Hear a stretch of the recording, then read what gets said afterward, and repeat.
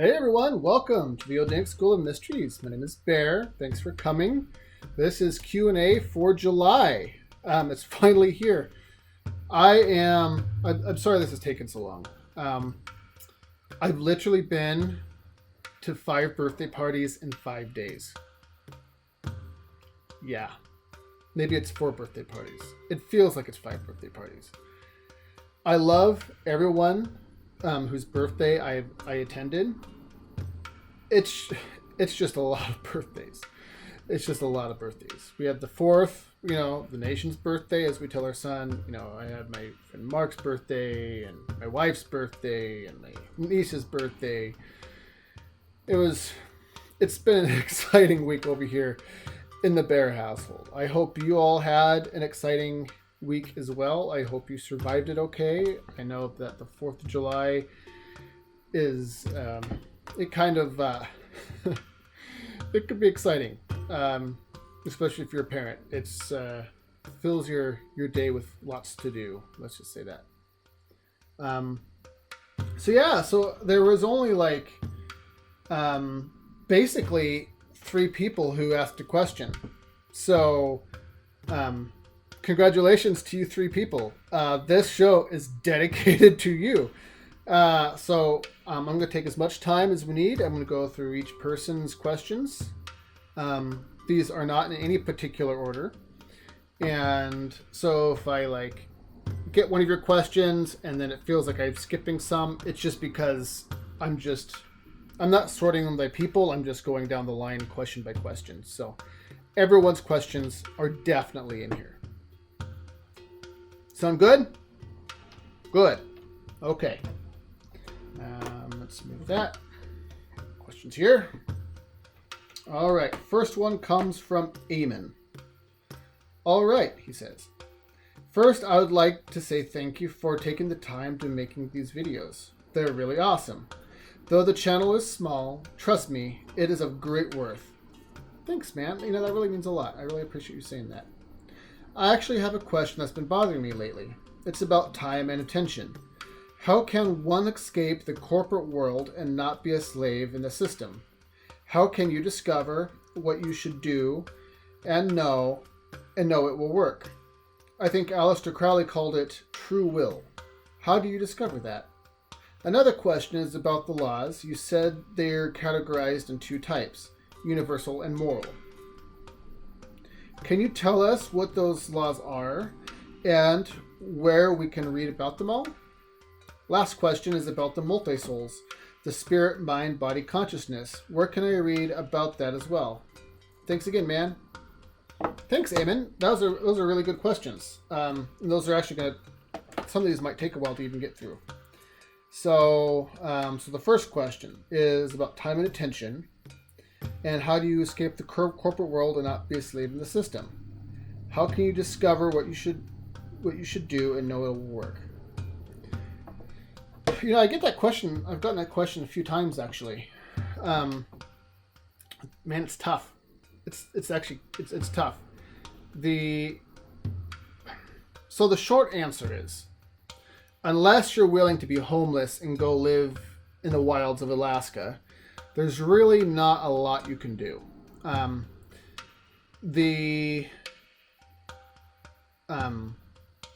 It's kind of like what Jesus said.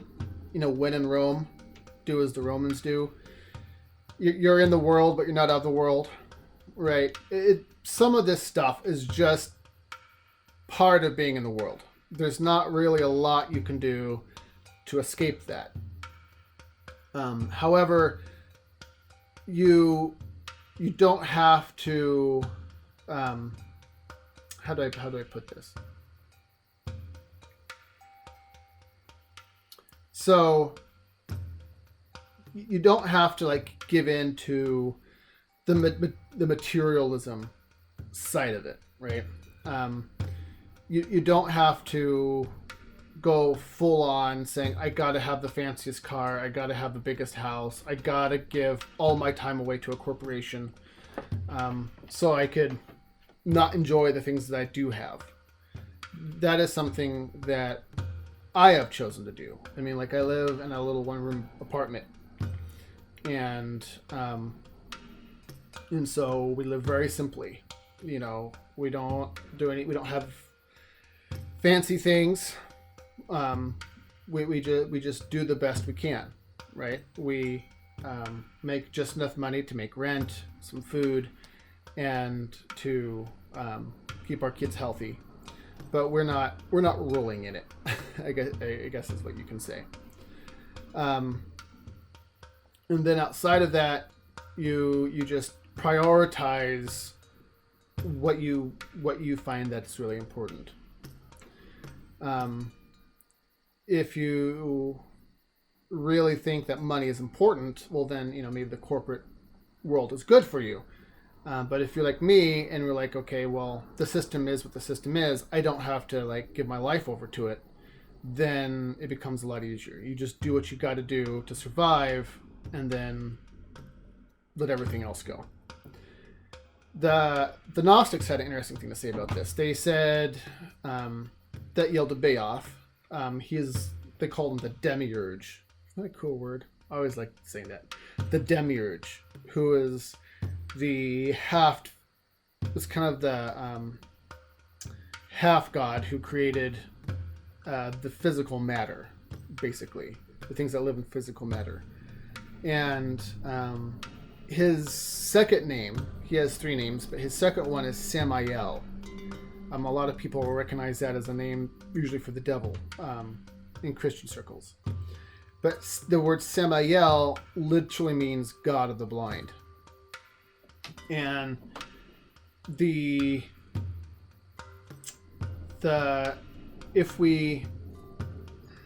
how do I put this in a way that makes sense? So what we know, maybe I'm getting my things wrong here, but I think it's what we know about quantum mechanics and string theory is that we know that simply observing something changes its nature. There's this really famous experiment where they shoot these protons at a wall, and it records. The wall will have a spray pattern, right, where the protons have hit the wall, and it comes in a waveform, and they're like, oh, that's really interesting. Let's put a camera there and watch them hit the wall. Let me clarify. Okay, so I'm trying to. This is the hazard of not editing things. Okay, so you have a wall. Okay, here's our wall, and there's a slat. So you have these two, kind of a slat in front of the wall. Where's my camera? Like this, right? And they shoot the protons through the slat in the wall, so it kind of looks like.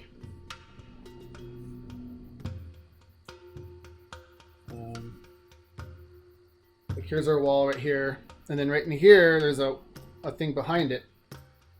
I'm not doing a good job explaining this. Let's see.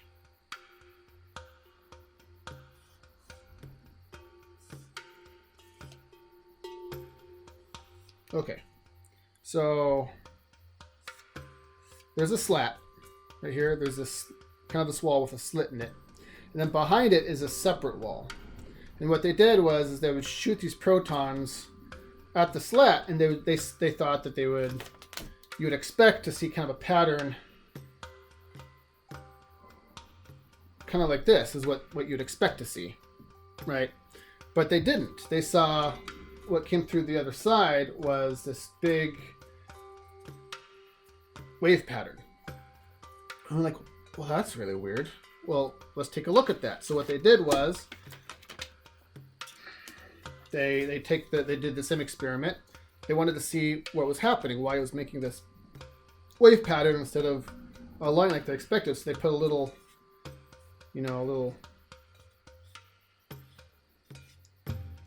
it's my little cheapy camera. They put a little camera here to look at it. Well, when they put the camera to look at it, then they got this pattern, right? So, I know it's confusing. I'm not doing a good job explaining it, but simply observing it changed the way the protons behaved. Okay. So what does that have anything to do with Yaldabaoth? Yaldabaoth is called God of the Blind. And basically, what it means, in the way I have seen it, is that he is a god who only has power over you so long as you're asleep. If you don't know he's there, then he has power over you. The second you know he's there, and you wake up, he no longer has power over you. His dominion is over those who are asleep. Okay. So, this system, this monetary system, the government, and all of this stuff is all part of that, I guess you could call it the Gnostic underworld system, the beast system, what some people call it.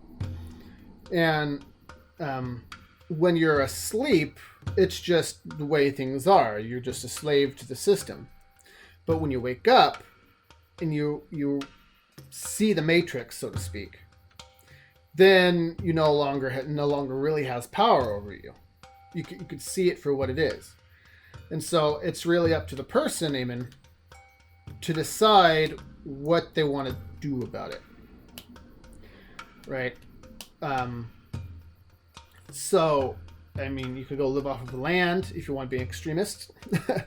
Out in the country, grow your own food, raise your own crops, completely divorce yourself from that. Or, you could just know that the system is there and just do your best to work within it, which is kind of the way I did it. Right? My wife runs her own business. She runs a music school, so she's not a servant to anybody. I'm basically a stay-at-home dad, and I work from home. I'm a writer, and I do this. I teach people, and I'm a participant of the mystery school full time. So, we've made decisions that have helped us kind of combat that the best we can. It's not perfect, but we just do the best we can, right? And that's really all there is to it. There's no purity test here. The goal is just, I guess you could say, to mitigate the damage, right? And whatever you're comfortable with is what you're comfortable with. All right. Okay, so your second question, Eamon, was about the laws.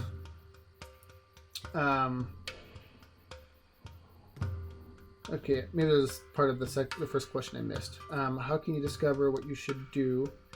Know it'll work. So the second part of the first question, I'm sorry, Eamon, I missed it. How do you discover what you should do and know it'll work? I think Aleister Crowley called it true will. How do you discover that? Well, what do you want? Solve that question and you'll know the answer. What do you want? What do you truly want? So, working backwards is a really good technique for this. There was someone I was talking to recently where I kind of explained this, where you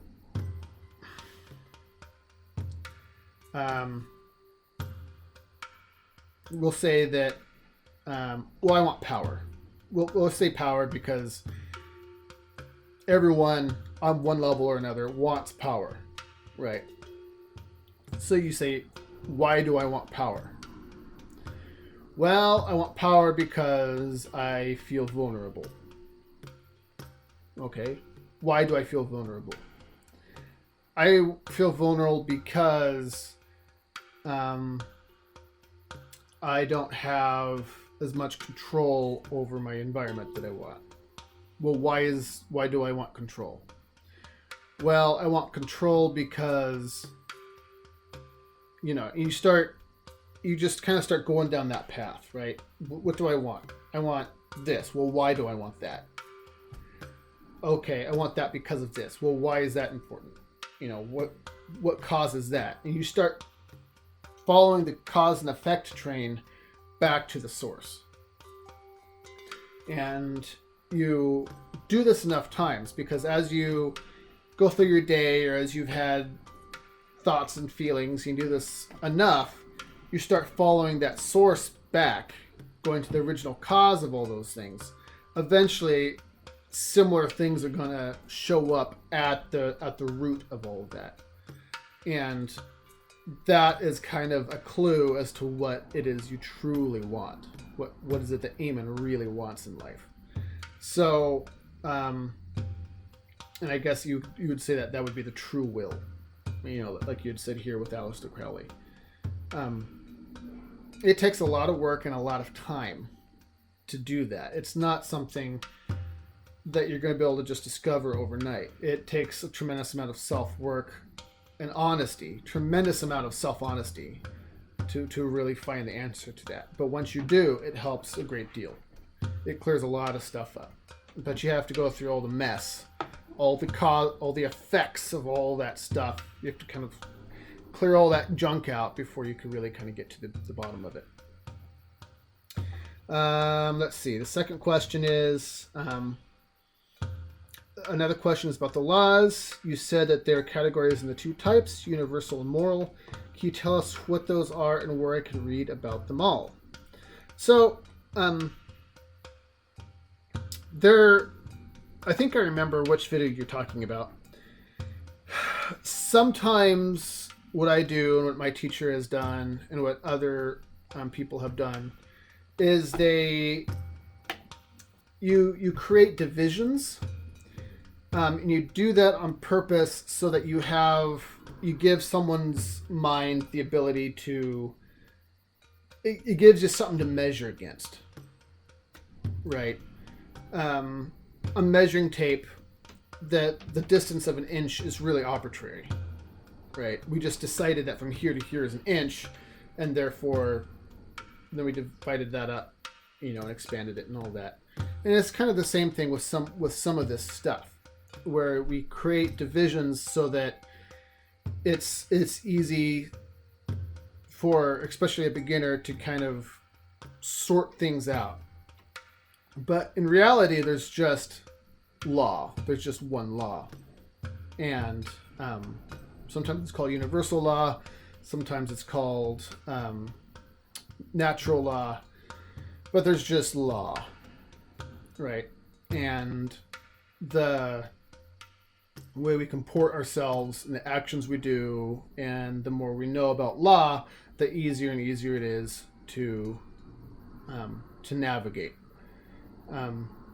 My hero, Manly Hall, this guy, his book, I listened to one of his talks once, and he said that really, if man didn't butt up against laws, if man did everything according to law, you would never know that there was a law, right? Because you're living in harmony.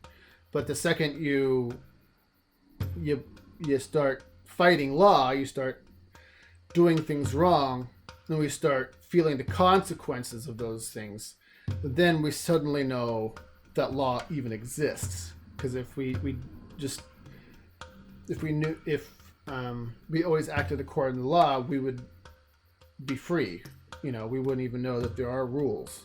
Rules only appear when we've broken them, right? In a sense, just living and breaking rules spontaneously creates rules, right? It's like if you have kids, if any of you have kids, you'll know this, right? Suddenly you just create laws out of thin air because it's like your kid is getting into stuff. All right, new rule, no screaming in the house. All right, new rule, don't run with axes. If my kid never ran with an axe, I wouldn't have to say, no running with axes. So that's kind of what I was trying to do there.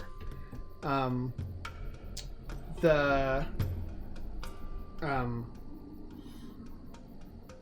think it's true that the gods they seem to focus a lot more on the moral side of things, like in all the stories about gods and judgments and all of that stuff. They seem to be more focused on the moral side of things, on how you treat others. Did you learn your lessons? Did you figure out the root and the reason for life? And the universe kind of takes care of everything else, right? If I step out in the traffic and I disobey the law of forward momentum, right, it's not a sin, but I will bear consequences for stepping in front of a moving car, right? So the universe has it's kind of its own way of correction, and the gods seem to have their own way of correction, and then both of those things kind of seem to work together. As far as like a really good book to read about that, that's really that's tough. The mysteries have always been oral. They're always taught orally. And so a lot of the stuff that I've learned and I know is a mix of things that I was taught orally by my teacher and hundreds and hundreds of hours of reading books, mythologies, other people who've written esoteric works.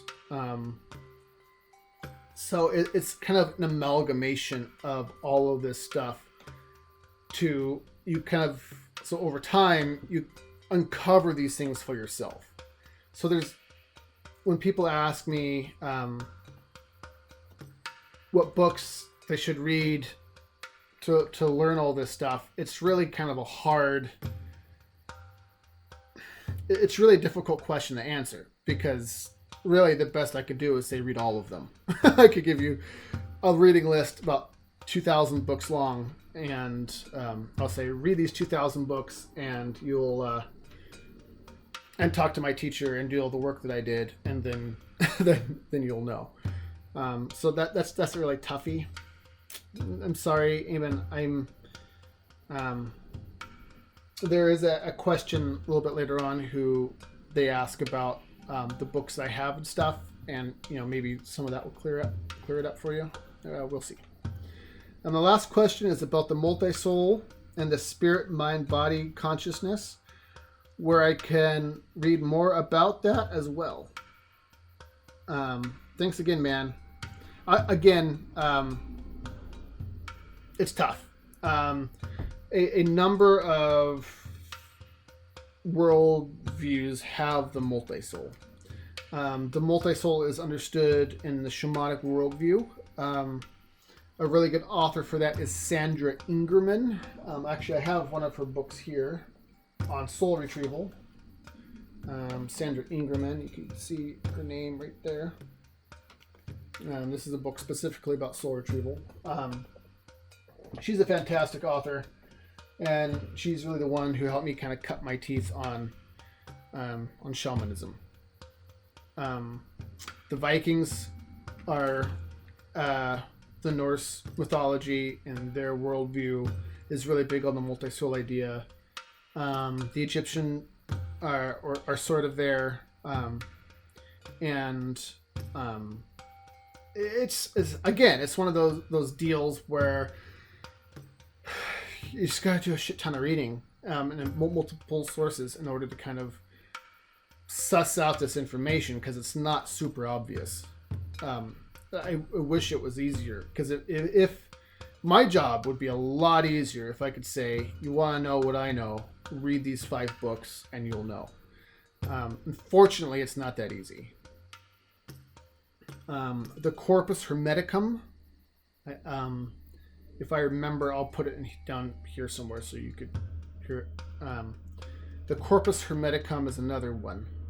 It kind of comes out of the Hermetic tradition, in the writings of Hermes Trismegistus, and they talk about that a little bit too. I'll because someone else was asking me about reading lists too, books you should read. Maybe I'll Maybe I'll include a reading list like in the description or in the credits. All right, moving on. I can never pronounce your name. XC the Irks. Sorry. I'm sorry, buddy. I can never pronounce that screen name. Anyway, do you believe every part of our lives is planned out? Or is our journey to choose what happens? I believe both are true. Yeah, well, and you're right. Both are true at the same time. And this is one of those really common paradoxes that people wrestle with a lot in philosophy circles and various stuff. It's tackled in the Kabbalion. That is tackled in this book too. If any of you haven't read it, you should. They're dirt cheap. Pick them up anywhere. I always end up giving mine away, so I always have to keep buying a new copy. But so for those who don't know, it's about, the question is, what it's saying is life determined, or or is it self-determined? Does some God somewhere align everything out and you just do what is like a story plot and you just follow the plot, or do you get to make your own decisions? And that's actually really a show in itself. But yeah, both are true at once. So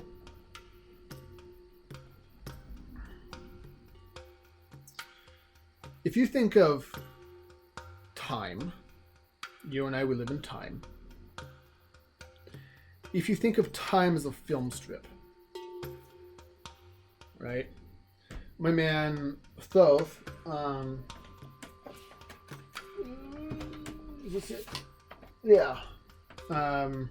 Emerald Tablets of Thoth. He describes time as a corkscrew. It's a fixed object that spins upwards and to the right. So it kind of goes like this. And we move along the corkscrew. But time, being in it, it feels like there isn't anything outside of it. However, there is stuff that's outside of it. And if you're a being that is outside of time and looking at it, it has the appearance, you could say that the appearance is that everything is predetermined. Right? The appearance is predetermined. But to those of us who are inside time,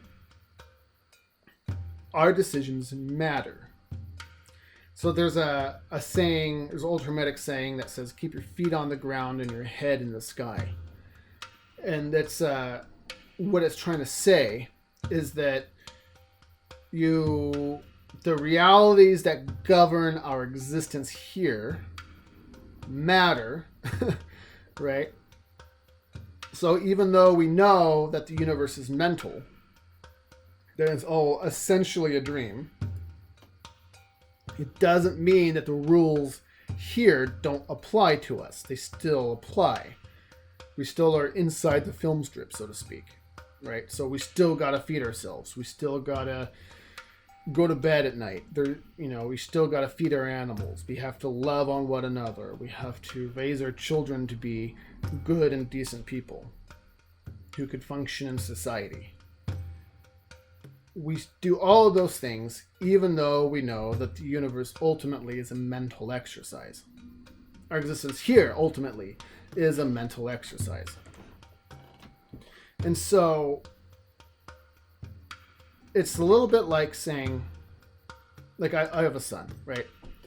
And I'm well aware of his behavior. And so I could give him a task and I could because I'm a grown-up and I could see the progression of events before they happen, I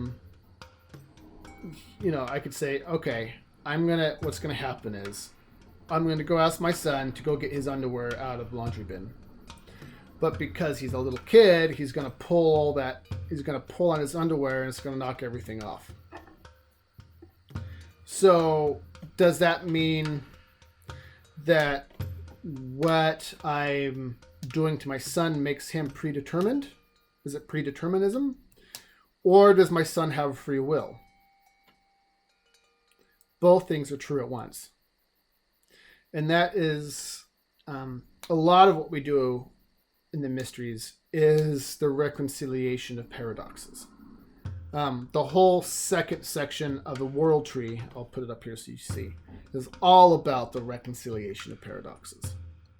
And reconciliation of paradoxes is really difficult if you don't have a balanced mind and a mind that works the way it's supposed to. You got to have a masculine and the feminine side of your brains firing together to make those happen. You have to have a creative side and a little analytical side, and they both have to be working together. Which is why, we don't usually get into that with people who haven't already passed the doors of the underworld. So yeah, both are definitely true. And I'm sorry if that wasn't an adequate explanation. This is a really good question. It really deserves a full show. So maybe at some point down the road, we could tackle that one. All right. Next question from Mr. Linux Noob. Cool show. Thanks, man. It's great you're learning new ways to teach. On the Q&A for July, if you have some time, would you go over the books you have and recommend?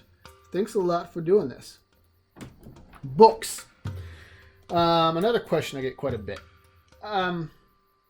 So a lot of the books I have, I've read a lot more books than I have. And then I've also moved a lot. And so a lot of the books that I've read, I've had over audiobook or ebook or that kind of thing. But there's definitely a few that I would recommend for sure. Again, one of my personal heroes is Manly P. Hall. This guy. The Secret Teaching of All Ages. It is fantastic. You can see my copy here is rather well loved. It's beaten up. His work is fantastic. He wrote this book when he was 27, 28.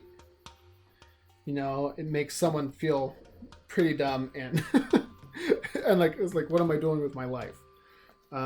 This thing is incredible. But if you want to get a good introduction to the philosophy of esoterica and occult sciences, this is the way to do it. This book here is invaluable. A second book I always want people to read, of course, and I quote all the time, is The Kabbalion. I'm about to lose all my stuff.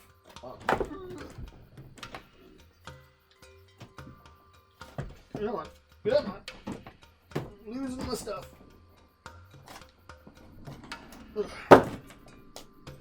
Alright. Is The Kabbalion. This is a book on Hermeticism. Hermeticism comes from the word Hermes. That's where we get the word hermetically sealed from. And it is basically a distillation of a lot of the ancient Egyptian philosophy. So Thoth, another book you need to read, The Emerald Tablets of Thoth. He was the Egyptian god of wisdom. And the Greeks were notorious for being very handsy with other people's things. So during the Hellenistic period, they were in charge of Egypt.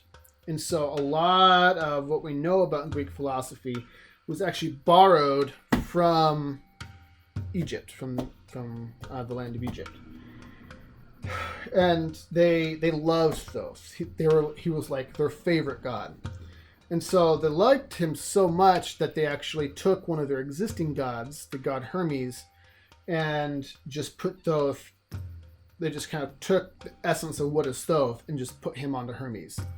And so you have Hermes, and then you have the Thoth version of Hermes, which is called Hermes Trismegistus, which means the thrice great, the greatest great, the master of masters, and so the Kabbalion is kind of is a book that was kind of based off of that. This was written by a mystery author. No one really knows who wrote it. The author is said to be 3 initiates, and the 3 initiates are actually a topic we're going to talk about here really soon, because it's a philosophical idea, not a title. They're not actual people. It's a philosophical system. So it's the 3 initiates who are said to have read that, who it is said who have written this. It's kind of it's an esoteric joke, I guess you could say. Like I said, read Emerald Tablets of Thoth as well. It's one of those books that are very transcendent. It will mess with your brain. I got this from a free PDF online, printed it off, and then bound it. However, you can pick these actual book versions of this up for dirt cheap. Our family doesn't have a lot of money, and so when we buy books, it's a pretty major investment. Even if it's like $20, it's a big deal. And so I do the best I can, and I buy, or I find things online as much as I can. But this is one of those books that you have to read about 100 times. I'm not being hyperbolic. You really do need to read this about 100 times. Luckily, it's a really short read. It's just poetry. But it'll mess with your brain. And the more times you read it, the more stuff comes out of it. It really is a transcendent book. For you Christians out there, one of my favorites, let's put this back, is this one. The Meditations on the Tarot. This is Christian Hermeticism. And like the Kabbalion, the author of this is unknown. It was published anonymously, and it was also published after the individual died. They didn't want any credit for this at all. So no one knows who wrote it, and it was written after they died, so it couldn't be traced back to them. It's a really cool story. But it goes into all the philosophy of tarot and what it means. The tarot is, I don't know how much you know about tarot. I don't know a great deal about it, but it's one of those things that no one really knows for sure where it came from. It just sort of appeared one day on the world stage. It's also called the Book of the Goddess. And things like this are not, though they can be used for divination, and that's what a lot of people use them for, their true meanings is, I call it wonder technology. Wonder technology. No growth can ever happen without wonder. Without you going, what does that mean? I wonder what that means. This is what those are. They're meant to teach you through the use of wonder. They're a very specific kind of technology.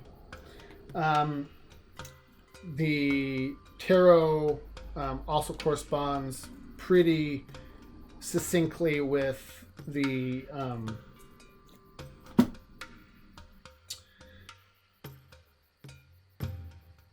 I just lost Kabbalah, the Kabbalistic tree of life, if you've ever seen it. The cards fit perfectly in there, and they're basically built for each other. So, fantastic book. It's another really long one, but a really good read if you're into that sort of thing. A book that I don't have up here.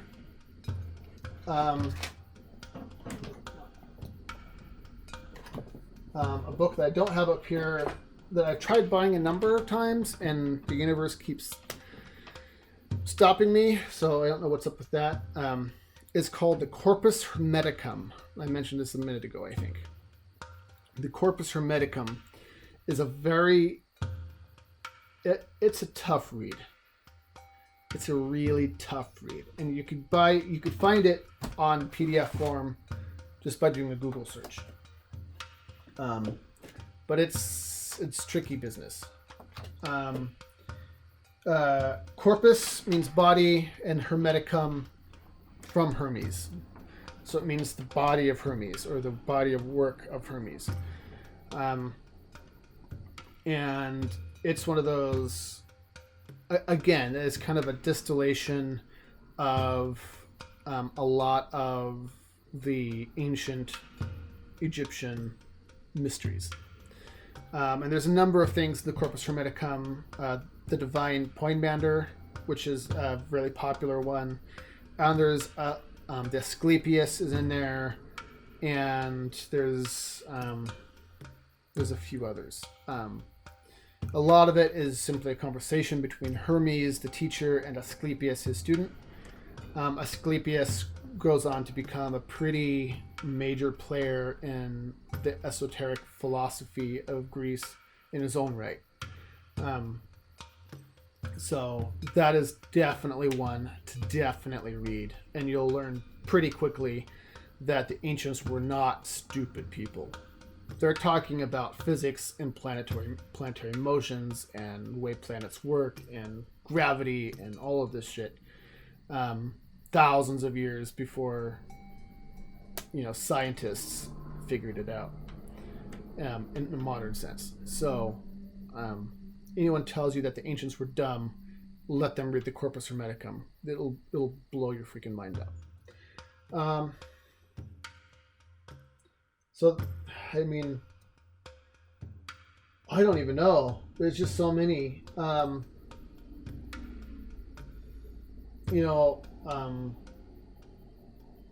have to maybe I'll just compile a reading list and just post it somewhere, because there's just a lot. There's a lot of stuff.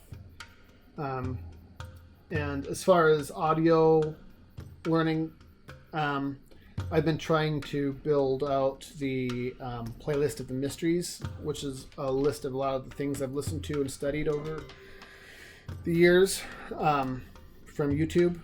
And so be sure and check that out if you want something to listen to.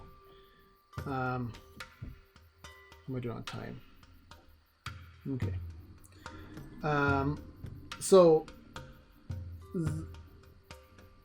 Z the Rix, again, he says, I've always liked symbols, and when I used to read,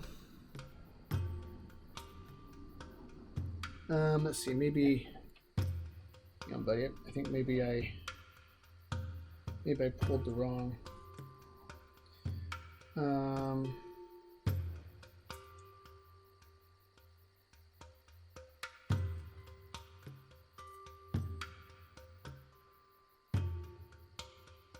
I think. Hold on. So I apologize. I think I might have just grabbed the wrong question.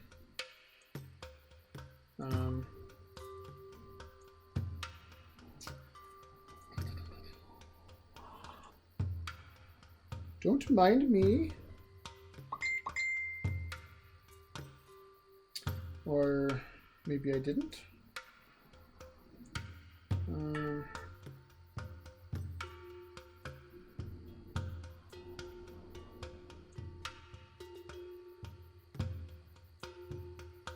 Maybe I got all the questions. Realized I was reading a comment that I thought was a question and it wasn't. All right, maybe. I guess I did all the questions. That the second ZC the Rix.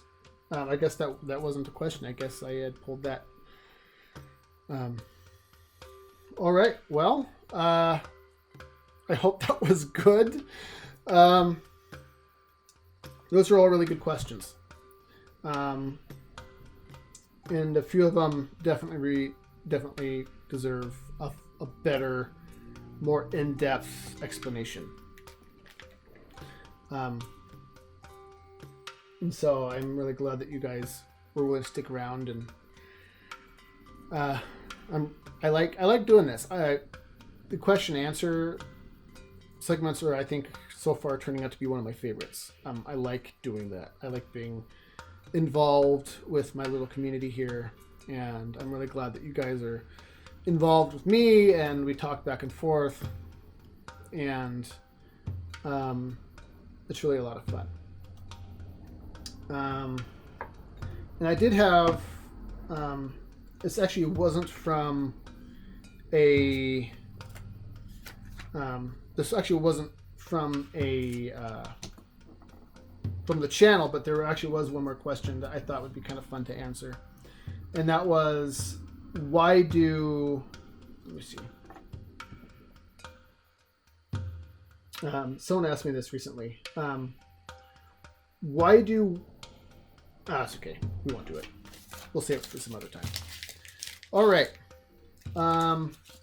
if I've please, if I goofed up or whatever, please, or if you have any follow-up questions, please post them down below. That's just fine, and I can answer them down in the comments. Please like, share, and subscribe. That would be amazing if you can do. Yeah, you just gotta do the work. Unfortunately, there's not a single book or anything that I've gotten this stuff out of. Right. There's probably hundreds of books and hundreds of lectures and personal work I've done with myself, and in combinations of work with my teacher and these things. So there isn't an easy way. There is not an easy way. There's no shortcuts. There's no quick solutions. There's just doing the work, spending the time on it. And someone had emailed me recently about being a mom, and how do you find the time to, meditate and do the reading and to work and all that stuff. And just spending the time pondering things counts, right? The more time and attention you bend your mind into something, towards something, the more you're going to get out of it. So, even if you can't dedicate an hour or two a day for meditation and study, nothing bad is going to happen, right? But spending the time thinking about things, pondering the mysteries, pondering things we don't understand, asking good questions, that makes a big difference. And ultimately, that's what we do, right? I walk every day. Sometimes it's only just a few miles. Sometimes yesterday, I walked 9 miles at the behest of my teacher. Did not want to walk 9 miles. I was already dragging and feeling pretty awful. But my teacher said do it, so I did it. And walking exercise is a fantastic meditation tool. Folding laundry, weirdly enough, is an excellent meditation tool. There's things that you can do every day if you're creative enough to be able to get your meditation in, to get your ponder time in without doing something fancy. So if I was a jackass about it, I would say if you want it bad enough, you'll make time. But that isn't really practical, right? I have a family. I know how it is. The better answer is if you want it bad enough, you'll get creative and figure out ways to make it work. And that is really the secret to how I've been able to do what I've done. Is, I have a 2-year-old who's almost 3. I have a baby who's 4 months. I have a wife who works. I have to clean the kitchen. I have my own stuff I do. I do this. I'm a writer. I have to spend time with my teacher. There's a lot of things that I do. So I just make it work. If I'm going to fold clothes, I meditate while I do it. If I'm going to be in the shower, I'm going to take that time to meditate and to think on the things I've read, right? If I'm going to be in the car, audiobook. There's things that you can do that can make stuff easier for yourself. So it's just about how bad you want it, I guess. All right. I think that's all. I mean, again, let me just make sure, right? Because I don't want to miss anybody. So let me just quickly go through real fast, and let's just see if I got everything. The bookstore I recommend.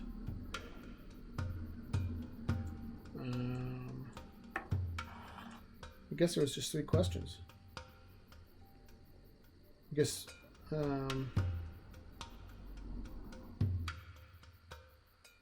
Yeah. All right. I guess there's just 3 people. 3 people and Eamon's 3 questions. So, all right, you guys. I love you. Thank you so much for being here. I appreciate it. And I look forward to seeing you next time. All right. Bye-bye.